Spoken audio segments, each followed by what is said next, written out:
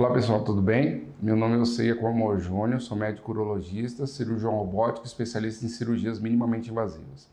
Hoje a gente vai falar de um tema interessante, de um tema bastante frequente também no consultório, que são os tumores do rim, né?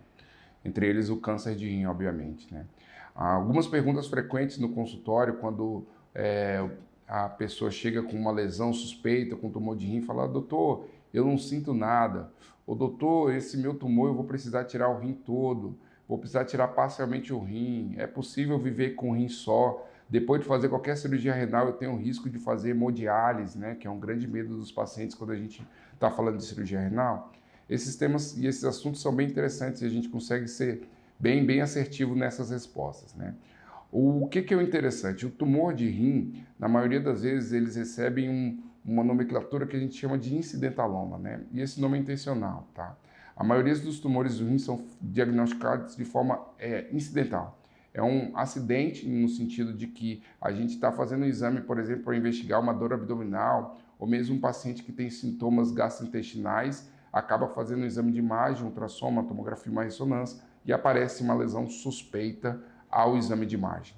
Essa é a forma de diagnóstico mais comum, né? Obviamente que a gente tem alguns pacientes que têm um câncer de rim de forma hereditária, né? E a gente vai fazer uma investigação bem específica, mas essa não é a regra. A regra é sim aquele paciente que chega ao consultório com uma lesão através de um achado de um exame de imagem feito até por uma outra situação. O diagnóstico daqueles pacientes que apresentam dor lombar, hematúria e algum outro sintoma já denota para a gente um achado de um tumor às vezes mais avançado. Então aqueles pacientes que têm sintoma normalmente já são aqueles pacientes que têm um tumor num grau de avanço, num grau de acometimento de outras estruturas mais importantes, né? E voltando às perguntas, muita preocupação referente à cirurgia do rim, né? A gente precisa entender também que a gente tem tumores benignos e tumores malignos. Quando a gente está falando de tumores malignos, são câncer. Os tumores benignos do rim são bem frequentes também e muitas das vezes só são conduzidos através de acompanhamento, né? Então, são algumas vezes algumas lesões que inclusive não precisam de cirurgia. Nas lesões que precisam de cirurgias, hoje em dia teve uma grande inversão, né?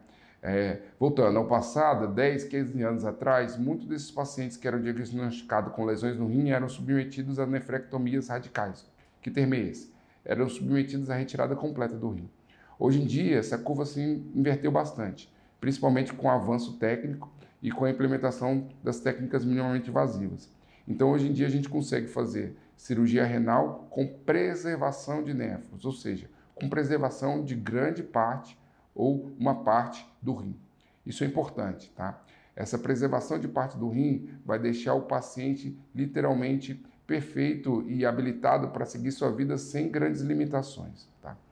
Mesmo naqueles pacientes que porventura apresentam grandes tumores ou tumores que é impossibilitado a opção de retirada parcial do rim, ou seja, nefrectomia radical, em que a gente retira todo o rim, é importante salientar que a vida com um rim só se mantém.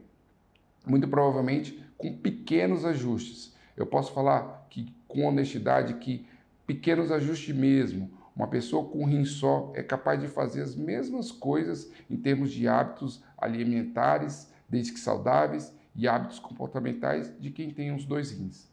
Então, é importante falar isso. Não são todos os pacientes que vão retirar o rim e vão precisar fazer hemodiálise. Na verdade, é uma pequena parte deles. São muitas das vezes pacientes que já carregam um grau de insuficiência renal e a cirurgia, na verdade, vai trazer um benefício e a pessoa vai continuar com comprometimento renal. Grande parte dos pacientes que são submetidos à nefrectomia por problemas em um órgão só seguem a vida com alguns cuidados, como eu falei, alguns bem poucos cuidados que não atrapalham grande parte da qualidade de vida deles. Um grande abraço.